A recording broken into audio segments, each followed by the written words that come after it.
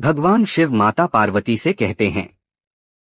तंत्रसूत्र विधि 03 ओशो।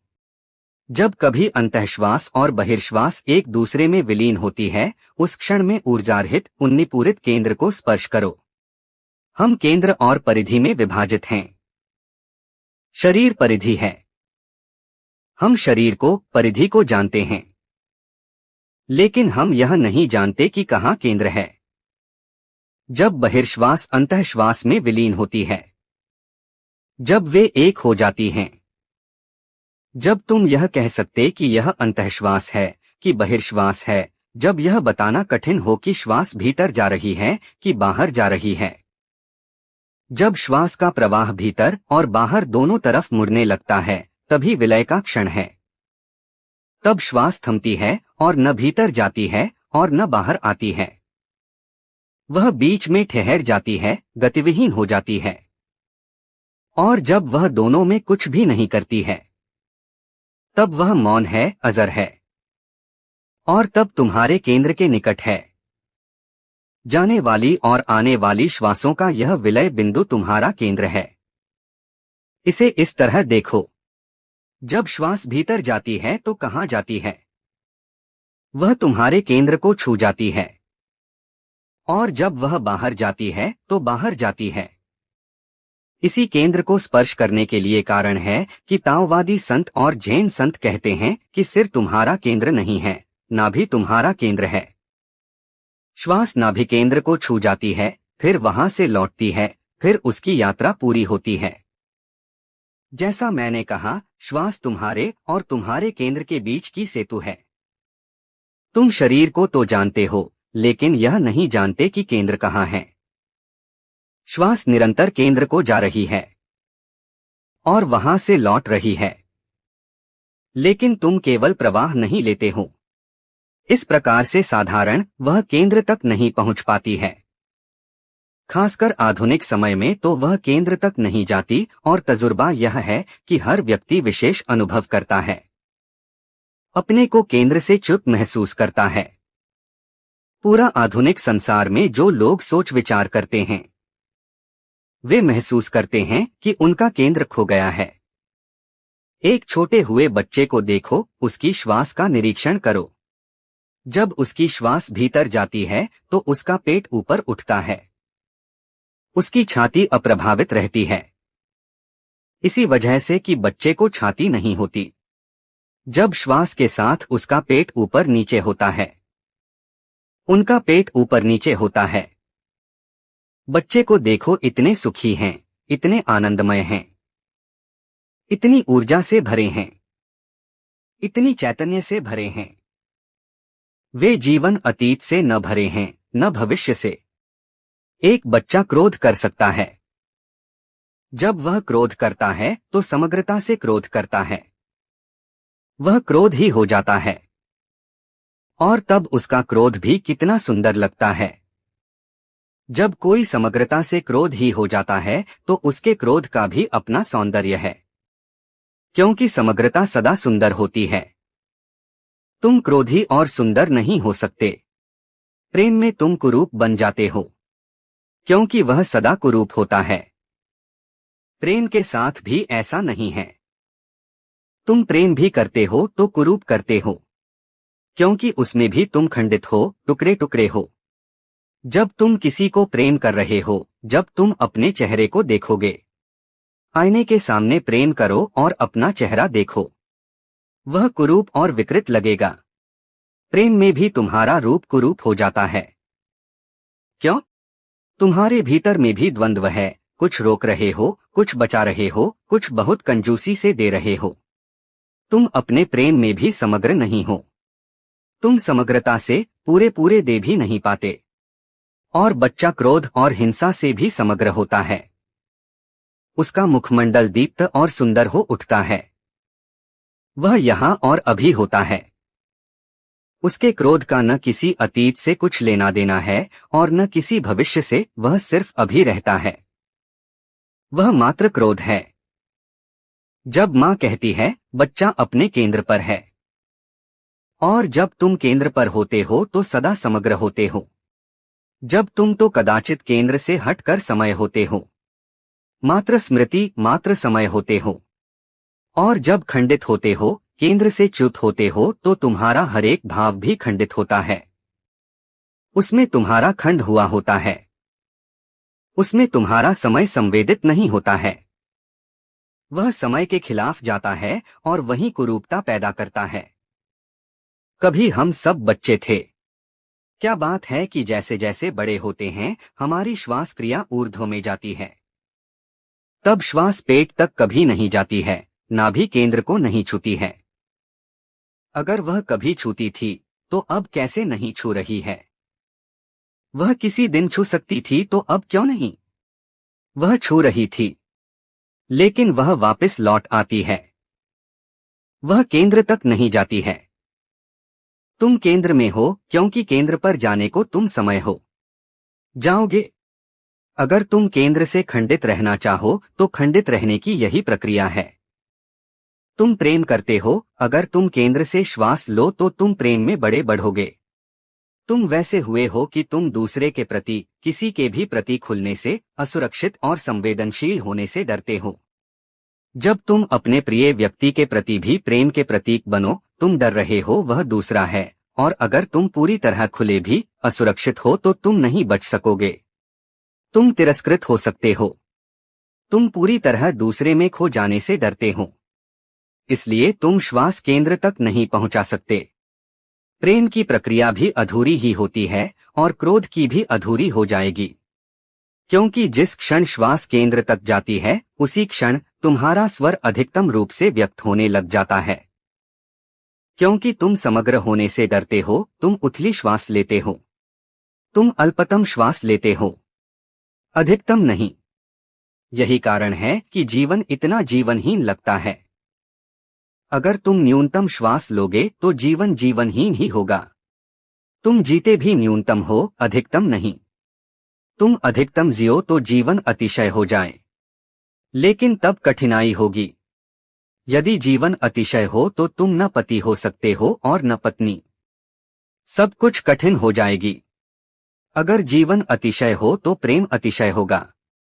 तब तुम एक से ही बंधे नहीं रह सकोगे। तब तुम सब तरफ प्रवाहित होने लगोगे। सभी आयाम में तुम भर जाओगे। और उस हालत में मन खतर महसूस करता है, इसलिए जीवित ही नहीं रहना उसे मंजूर है।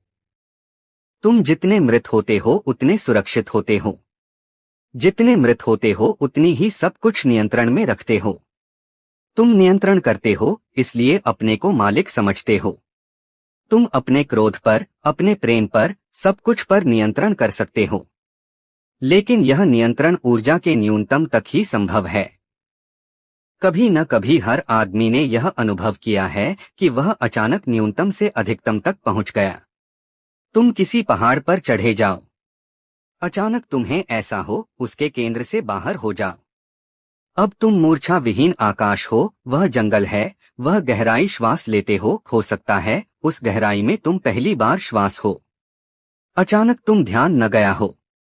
अब जब तुम पहाड़ हो तब इसका ध्यान हमेशा केवल यह बात मालूम नहीं मालूम होती है।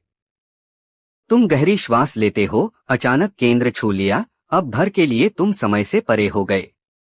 और श्रेष्ठ से नहीं, तुम्हारे केंद्र से आ रहा हो। तुमने अचानक उसे छू जो लिया। शहर में तुम भयभीत थे। सर्वत्र दूसरा मौजूद था और तुम अपने को काबू में किए रहते थे। न रो सकते थे, न हंस सकते थे। कैसे दुर्भाग्य, तुम सड़क पर गा नहीं सकते थे। नाच नहीं सकते थे। तुम डरे थे। कहीं सिपाही खड़ा था, कहीं पुरोहित, कहीं राजनीतिज्ञ, कहीं नीतिवादी। कोई न कोई था कि तुम नाच नहीं सकते थे। बर्ट्रैंड रसेल ने कहीं कहा है कि मैं सभ्यता से प्रेम करता हूं, लेकिन हमने यह सभ्यता भारी कीमत चुकाकर हासिल की है। तुम सड़क पर नहीं नाच सकते, लेकिन पहाड़ चले जाओ और वहां अचानक नाच सकते हो। तुम आकाश के साथ अकेले हो और आकाश कारागृह नहीं है। वह खुलता ही जाता है, खुलता ही जाता है। अनंत तक खुलता ही जाता है। एकाएक तुम एक गहरी श्वास लेते हो, केंद्र छू जाता है, और तब आनंद ही आनंद है। लेकिन वह लंबे समय तक टिकने वाला नहीं है। घंटे 2 घंटे में पहाड़ विदा हो जाएगा। तुम वहां रह सकते हो, लेकिन पहाड़ विदा हो जाएगा। तुम्हारी चिंताएं लौट आएंगी। तुम शहर देखना चाहोगे, पत्नी को पत्र लिखने की सोचोगे या सोचोगे कि 3 दिन बाद वापस जाना है तो उसकी तैयारी शुरू करो। अभी तुम आए थे और जाने की तैयारी होने लगी। फिर तुम वापस आ गए। वह गहरी श्वास सच में तुमसे नहीं आई थी। वह अचानक घटी हुई थी। बदलती परिस्थितियों के कारण प्रारंभ बदल गया था। नई परिस्थितियों में तुम पुराने ढंग से श्वास नहीं ले सकते थे।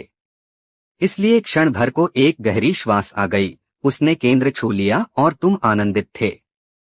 शिव कहते हैं, तुम प्रत्येक क्षण केंद्र को स्पर्श कर रहे हो, या यदि नहीं स्पर्श कर रहे हो तो कर सकते हो। गहरी धीमी श्वास लो और केंद्र को स्पर्श करो। छाती से श्वास मत लो। वह एक छल है। सभ्यता, शिक्षा और नैतिकता ने हमें ऊपरी श्वास सिखा दी है। केंद्र में गहरे उतरना जरूरी है, अन्यथा तुम गहरी श्वास नहीं ले सकते। जब तक मनुष्य समाज कामवासना के प्रति गैरद मन की दृष्टि नहीं अपनाता, तब तक वह सच में श्वास नहीं ले सकता। अगर श्वास पेट तक गहरी जाए तो वह काम केंद्र को ऊर्जा देती है। वह काम केंद्र को छूती है। उसकी भीतर से मालिक रहती है। तब काम केंद्र अधिक सक्रिय, अधिक जीवंत हो उठता है। और सभ्यता कामवासना से भयभीत है। हम अपने बच्चों को जननेंद्रिय छूने नहीं देते हैं। हम कहते हैं, रुको, उन्हें छू मत। जब बच्चा पहली बार जननेंद्रिय छूता है तो उसे देखो और कहो, रुको, और तब उसकी श्वास क्रिया को देखो। जब तुम कहते हो, स्कूल जननेंद्रिय मत छू, तो उसकी श्वास तुरंत ऊपर की हो जाएगी, क्योंकि उसका हाथ ही काम केंद्र को नहीं छू रहा। गहरे में उसकी श्वास भी उसे छू रही है। अगर श्वास उसे छूती है तो हाथ को रोकना कठिन है, और अगर हाथ रुकता है तो बुनियादी तौर से जरूरी हो जाता है कि श्वास गहरी न होकर ऊपरी रहे। हम काम से भयभीत हैं। शरीर का निचला हिस्सा शारीरिक तल पर ही नहीं, मूल्य के तल पर भी निचला हो गया है। वह निचला कहकर निंदित है। इसलिए गहरी श्वास नहीं, ऊपरी श्वास लो। दुर्भाग्य की बात है कि श्वास ऊपरी को ही जाती है। अगर उपदेशक की चलती तो वह पूरी यंत्र रचना को बदल देता। वह सिर्फ ऊपर की ओर सिर में श्वास लेने की इजाजत देता, और तब कामवासना बिल्कुल अनुभव नहीं होती। अगर काम विहीन मनुष्य को जन्म देता है तो श्वास प्रणाली को बिल्कुल बदल देना होगा। तब श्वास को सिर से सहस्रार में ले जाना होगा और वहां मुंह में वापस लाना होगा। मुंह से सहस्रार प्राप्त होगा। उसे नीचे गहरे में नहीं जाने देना होगा, क्योंकि वहां खतरा है। जितने गहरे उतरोगे उतने ही जैविक के गहरे तले पर पहुंचोगे। तब तुम केंद्र पर पहुंचोगे, और वह केंद्र काम केंद्र के जीवन है। इसे इस तरह देखो, श्वास ऊपर से नीचे को जाने वाला जीवन है। काम ठीक उसके विपरीत दिशा में नीचे से ऊपर को जाने वाला जीवन है। काम ऊर्जा बह रही है और श्वास ऊर्जा ऊपर बह रही है। श्वास का रास्ता ऊपर शरीर में है और काम का रास्ता निचला शरीर में है। जीवन का जन्मद्वार है।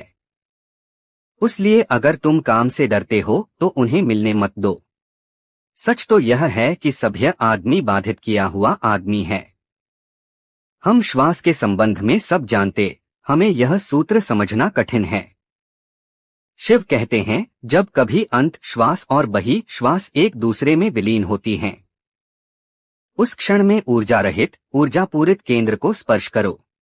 शिव परस्पर विरोधी शब्दावली का उपयोग करते हैं। ऊर्जा रहित ऊर्जा पूरिता वह ऊर्जाहीन है, क्योंकि तुम्हारे शरीर तुम्हारे मन उसे ऊर्जा नहीं दे सकते। तुम्हारे शरीर की ऊर्जा और मन की ऊर्जा वहां नहीं है। इसलिए जहां तक तुम्हारे तात्विकता का संबंध है वह ऊर्जाहीन है। लेकिन वह ऊर्जा पूरित है, क्योंकि उसे ऊर्जा का जागतिक स्रोत उपलब्ध है। तुम्हारे शरीर की ऊर्जा का ईंधन है पेट्रोल जैसी। तुम कुछ खाओ पियो है, उससे ऊर्जा बनती है। खाना पीना बंद कर दो और शरीर मृत हो जाएगा। तुरंत नहीं, कम से कम 3 महीने लगेंगे, क्योंकि तुम्हारे पास पेट्रोल का एक भंडारण भी है। तुम में बहुत ऊर्जा जमा की हुई है, जो कम से कम 3 महीने काम दे सकती है। शरीर चलेगा, उसके पास जमा ऊर्जा थी और किसी आपातकाल में उसका उपयोग हो सकता है। इसलिए शरीर ऊर्जा, ईंधन ऊर्जा है। केंद्र को ईंधन ऊर्जा नहीं मिलती है। यही कारण है कि शिव उसे ऊर्जारहित कहते हैं। वह तुम्हारे खाने पीने पर निर्भर नहीं है। वह जागतिक स्रोत से जुड़ा हुआ है, वह जागतिक ऊर्जा है। इसलिए शिव उसे ऊर्जारहित, ऊर्जापूरित केंद्र कहते हैं। जिस क्षण तुम उस केंद्र को अनुभव करोगे जहां से श्वास जाती आती है, जहां श्वास विलीन होती है, उस क्षण तुम आत्मोपलब्ध हुए। तंत्र सूत्र विधि 4 ओशो। जब श्वास पूरी तरह बाहर गई है और रुक गई है और स्थिर या पूरी तरह भीतर आई है और ठहरी है, ऐसे जागतिक विराम के क्षण में व्यक्ति का झूठा अहंकार विसर्जित हो जाता है। केवल अशुद्ध के लिए यह कठिन है, लेकिन तब तो यह विधि सबके लिए कठिन है, क्योंकि शिव कहते हैं कि केवल अशुद्ध के लिए कठिन है। लेकिन कौन झूठा है? तुम्हारे लिए यह कठिन है, तुम इसका अध्ययन नहीं कर सकते। लेकिन कभी अचानक इसका तुम्हें भान चल जाए और अचानक तुम्हें लगने लगे कि दुर्घटना होने जा रही है। श्वास बंद हो जाएगी। अगर वह बाहर है तो बाहर ही रुक जाएगी, और भी अगर वह भीतर है तो वह भीतर ही रह जाएगी। ऐसे संकटकाल में तुम श्वास नहीं ले सकते, तुम्हारे बस में नहीं है। सब कुछ ठहर जाता है, विदा हो जाता है।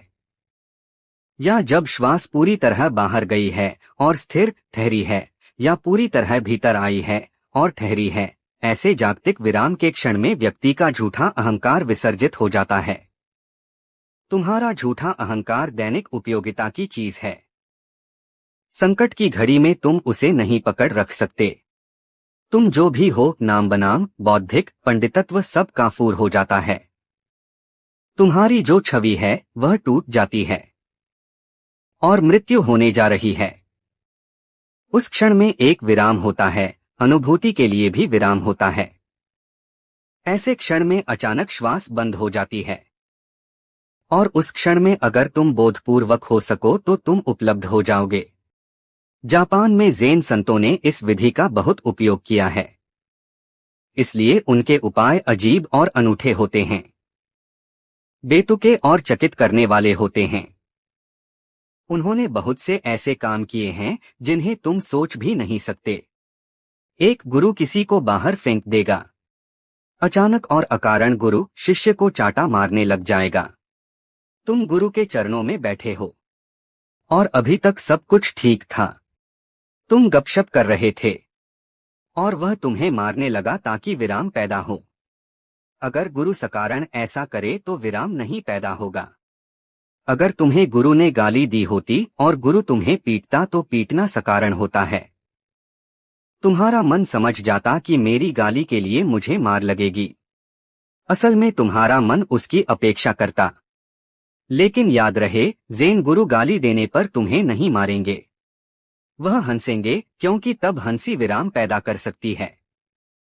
तुम गाली दे रहे थे, अनाप शनाप बक रहे थे और क्रोध का इंतजार कर रहे थे, लेकिन गुरु हंसता या नाचना शुरू देता है। यह अयाचक है और इससे विराम पैदा होगा।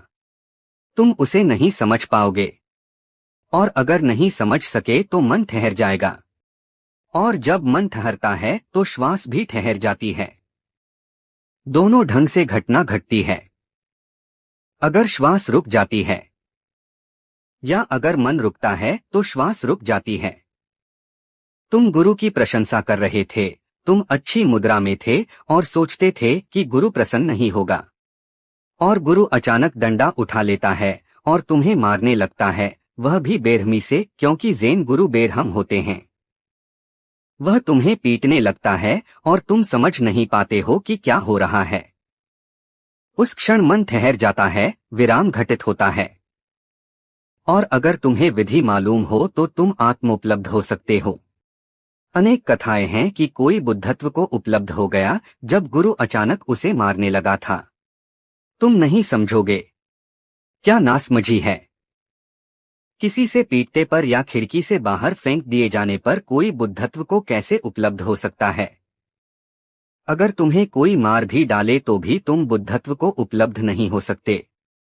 लेकिन अगर इस विधि को तुम समझते हो तो इस तरह की घटनाओं को समझना आसान होगा। पश्चिम में पिछले 30-40 वर्षों के दरमियान ज़ेन बहुत लोकप्रिय है, फैशन की तरह। लेकिन जब तक वे इस विधि को नहीं जानेंगे वे ज़ेन को नहीं समझ सकते हैं। वह इसका अनुकरण कर सकते हैं, लेकिन अनुकरण किसी काम का नहीं होता, बल्कि वह खतरनाक है। यह चीज अनुकरण करने की नहीं है।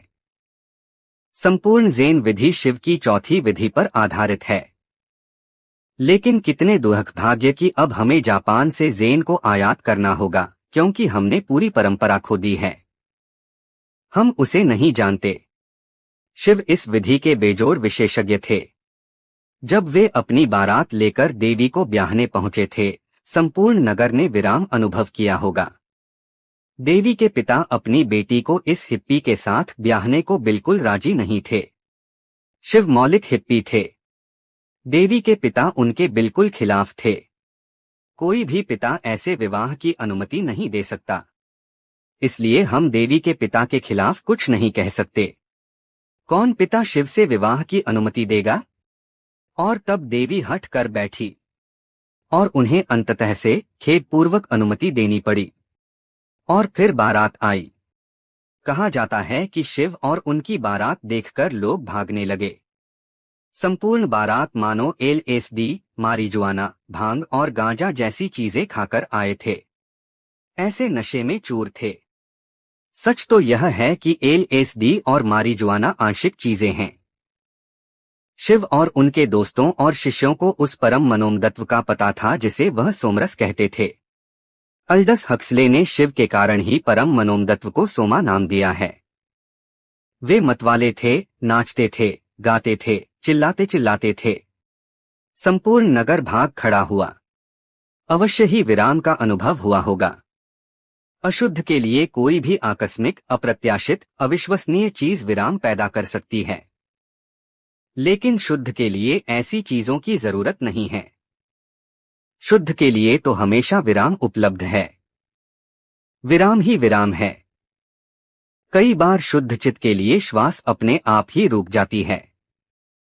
अगर तुम्हारा चित्त शुद्ध है, शुद्ध का अर्थ है कि तुम किसी चीज की चाहना नहीं करते, किसी के पीछे भागते नहीं, मौन और शुद्ध है, सरल और शुद्ध है, तो तुम बैठे रहोगे और अचानक तुम्हारी श्वास रुक जाएगी। याद रखो कि मन की गति के लिए श्वास की गति आवश्यक है। मन के तेज चलने के लिए श्वास का तेज चलना आवश्यक है। यही कारण है कि जब तुम क्रोध में होते हो तो तुम्हारी श्वास तेज चलती है।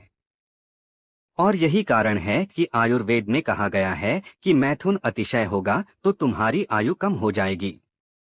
आयुर्वेद श्वास से आयु का हिसाब रखता है। अगर तुम्हारी श्वासक्रिया बहुत तीव्र है तो तुम चिरायु नहीं हो सकते। आधुनिक चिकित्सा कहती है कि काम भोग रक्त प्रवाह में और विश्राम में जाने में सहयोगी होता है। और जो लोग काम वासना का दमन करते हैं वे मुसीबत में पड़ते हैं, खासकर हृदय रोग के शिकार होते हैं। आधुनिक चिकित्सा ठीक कहती है।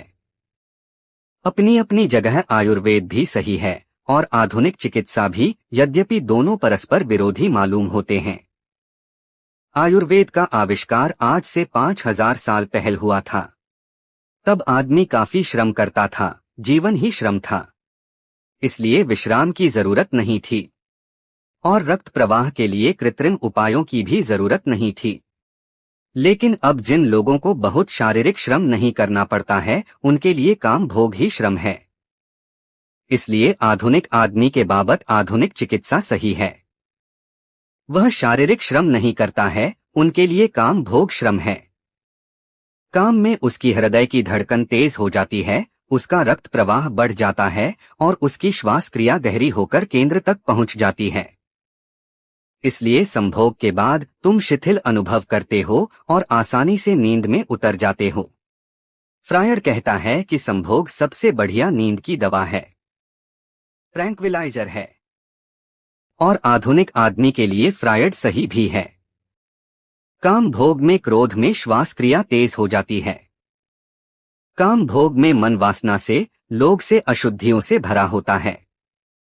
जब मन शुद्ध होता है, मन में कोई वासना नहीं होती है, कोई चाह, कोई दौड़, कोई प्रयोजन नहीं होता है। तुम कहीं जा नहीं रहे होते हो, तुम निर्दोष जलाशय की तरह अभी और यहीं ठहरे हुए होते हो, कोई लहर भी नहीं होती है। तब श्वास अपने आप ही ठहर जाती है, अकारण। इस मार्ग पर क्षुद्र अहंकार विसर्जित हो जाता है और तुम उच्चात्मा को, परमात्मा को उपलब्ध हो जाते हो।